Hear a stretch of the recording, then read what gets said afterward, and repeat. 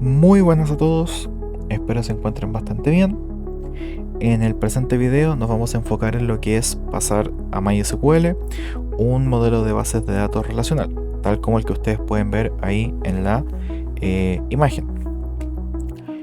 Como punto importante, vamos a aprovechar de ver también una herramienta que tiene MySQL Workbench, que nos va a permitir en este caso verificar la creación en este caso del sistema de bases de datos. Entonces, lo primero que vamos a considerar en este aspecto es la creación de las bases de datos. En este caso,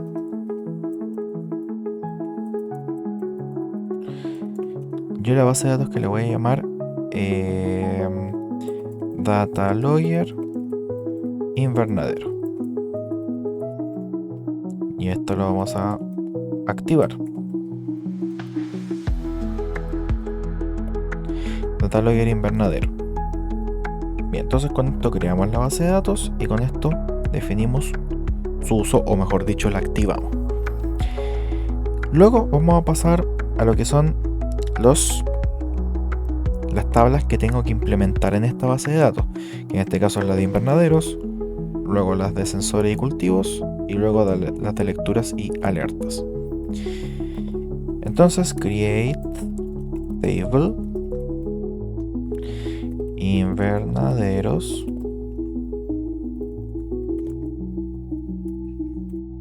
y lo primero, identificador, que va a ser un entero, primary key,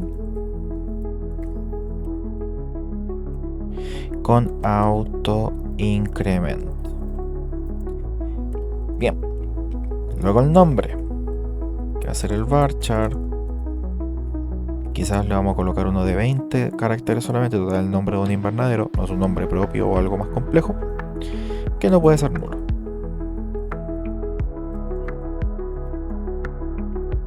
La ubicación. Ojo.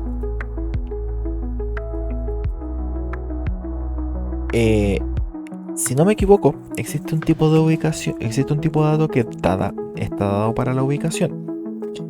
Ahora, eventualmente nosotros lo vamos a simplificar en un varchar. Ya, como pueden ver, si yo empiezo a buscar por acá,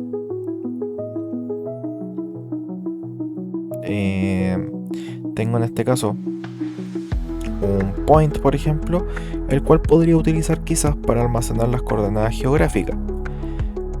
Pero, por lo general, nosotros solemos utilizar varchar para el nombre de un país, nombre de una ciudad o una dirección, por ejemplo. Entonces, varchar. Y como aquí quizás apuntamos a una dirección, vamos a colocarle unos 50 caracteres, no nulo.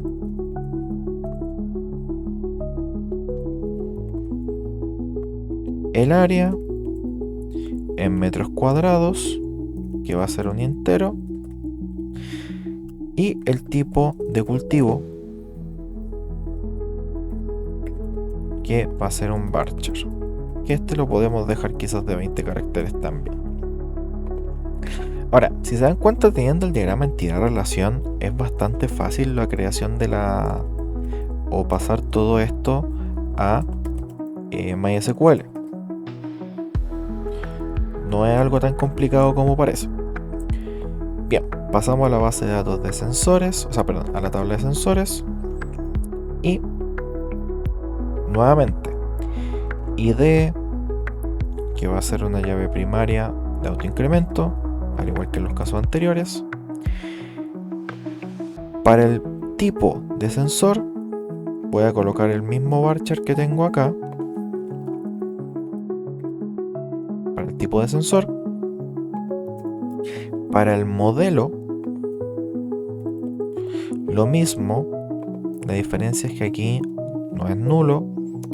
Esto se quedó así según el video anterior. El invernadero, que va a ser un int no nulo, porque al ser llave foránea lo vamos a dejar como no nulo. La fecha de instalación Y el estado, que ya hablamos de que el estado no era necesariamente una variable dicotómica, por lo cual no se colocaba en booleano. Ahora, esto de acá es una llave foránea. ¿Por qué? Porque tengo que apuntar a otro invernadero, a un invernadero mejor dicho. Entonces, por aquí vamos en este caso a definir que el invernadero hace referencia a, en la tabla de invernaderos, el ID. Aquí me falta una coma. Entonces, básicamente, esta llave primaria la voy a utilizar aquí como llave foránea. Y va a pasar lo mismo en la tabla de cultivos. Va a pasar lo mismo. Primero el ID, que no se nos olvide. El nombre del cultivo. El tipo de planta,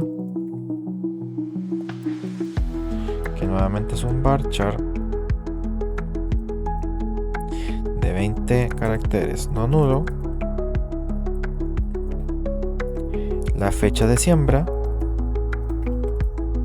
Este dato es muy importante, sobre todo si yo quiero retirar después los cultivos. Date, not null.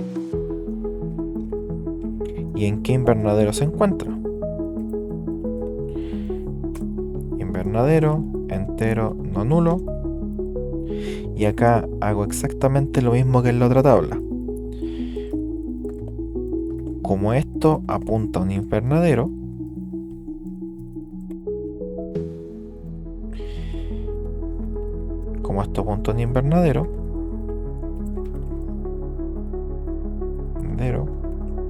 tengo que referenciarlo a el ID de un invernadero de la otra tabla. Así, de forma sencilla, se van armando estos. Y ahora vienen lo que son las lecturas y las alertas.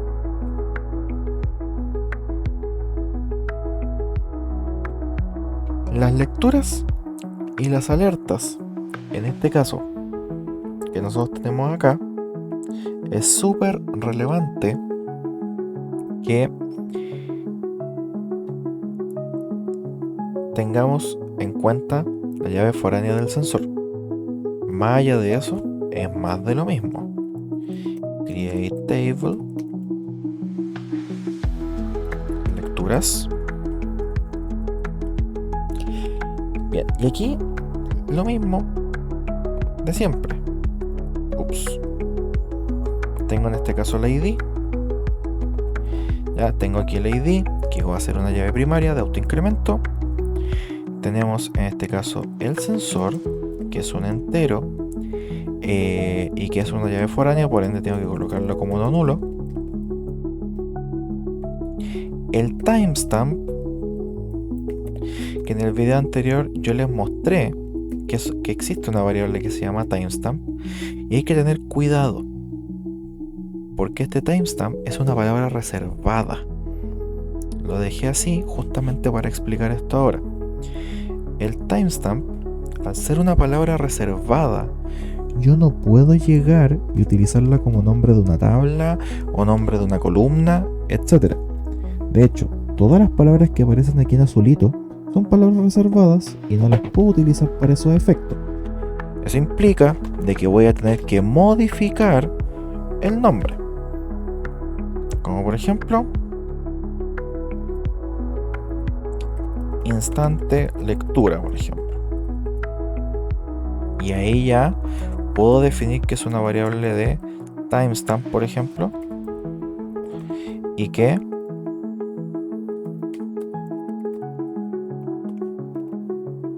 mientras current datetime, no, es current time. Bien, entonces puedo definir un timestamp y que básicamente utiliza el current time. Pero nosotros vamos a utilizar el datetime.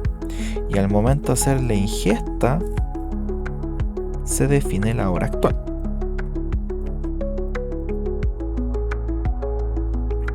Bien. El valor, que en este caso es float, que esto es lo más importante, así que claramente no puede ser nulo.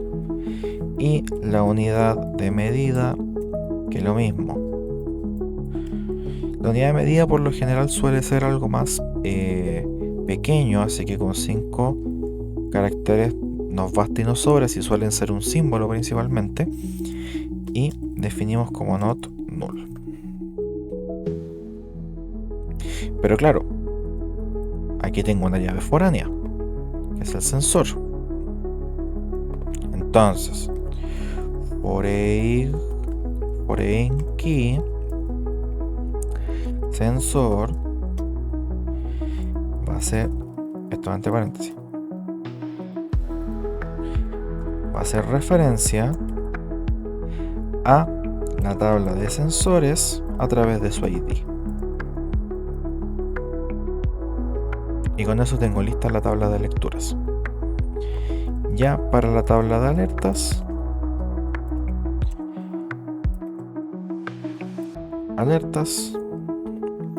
voy a hacer exactamente lo mismo, y ya como ya está bien sabido cómo funciona esto, hay ciertas cosas que puedo copiar, como por ejemplo estos tres, que me digan en este caso, bueno, el ID, ¿no es cierto?, que es entero, llave primaria, autoincremento, el sensor, que después va a ser una llave foránea, y el instante de alerta.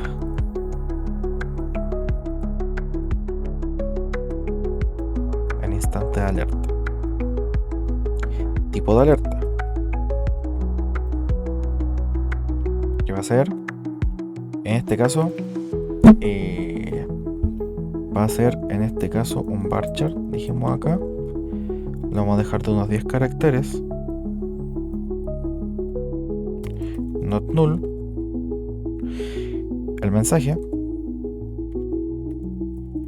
que va a ser un texto.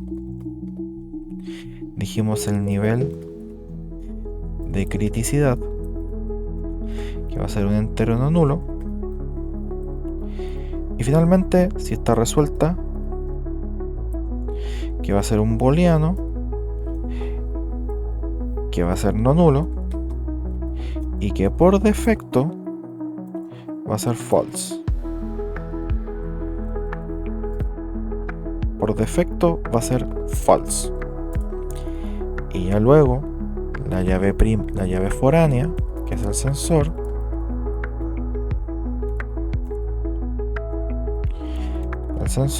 va a hacer referencia a sensores ID. Bien, y ya con esto voy a echar a andar, mejor dicho, ya estoy en condiciones de echar a andar esto. Vengo acá, rayito, veo que se ejecutó todo de forma correcta, o sea, se creó la base de datos, se activó, se crearon las 4 tablas sin mayor problema. ¿Y cómo vamos a comprobar esto? Durante la prueba o durante su práctica, ¿no es cierto? Yo que les voy a recomendar, hagan lo siguiente. Me voy aquí a Database, me voy acá a Reverse Engineer, que significa ingeniería inversa. Aprieto siguiente porque me van a aparecer aquí las opciones de la base de datos, ¿no es cierto? Selecciono la base de datos, Datalogger invernadero en este caso. Y acá, ¿qué es lo que va a hacer esto?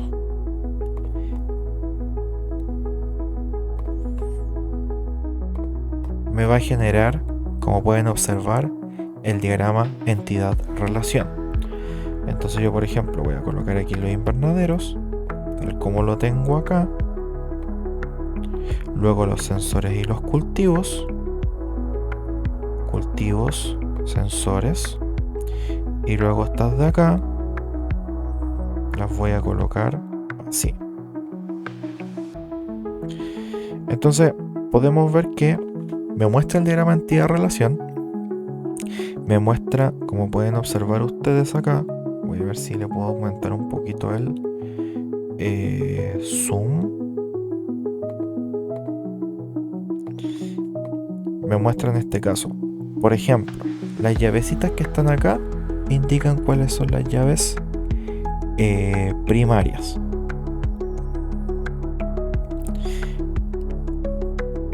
Estos cuadritos rojitos indican las llaves foráneas. Y de hecho nosotros podemos observar acá, en este caso, cuáles son las columnas afectadas. Y obviamente esta flecha que está acá indica que esa llave foránea tiene que venir de un dato que exista en esta llave primaria. Luego, ¿qué tenemos acá? Unos cuadritos azules. Esos cuadritos azules, o rombos azules, o mejor dicho celeste, indican que una restricción de no nulidad, es decir, que no pueden ser nulos. Y los blancos indican que podrían eventualmente ser nulos. Entonces, ya con esto, nosotros podemos ver que efectivamente esto funciona y que genera el diagrama entidad-relación como nosotros lo definimos. Eventualmente van a haber algunas cosillas que van a cambiar, como por ejemplo aquí en resuelta yo lo definí como booleano, pero es lo mismo que un entero de un bit, porque un entero de un bit solo puede tomar 0 o 1 y un booleano solo puede ser falso o verdadero. Entonces ya con esto ustedes van a tener una herramienta de comprobación para verificar si efectivamente el código que ustedes implementaron acá es correcto y corresponde al diagrama entidad-relación que se generó acá. Entonces, habiendo visto eso, quedamos hasta acá. Así que, hasta pronto.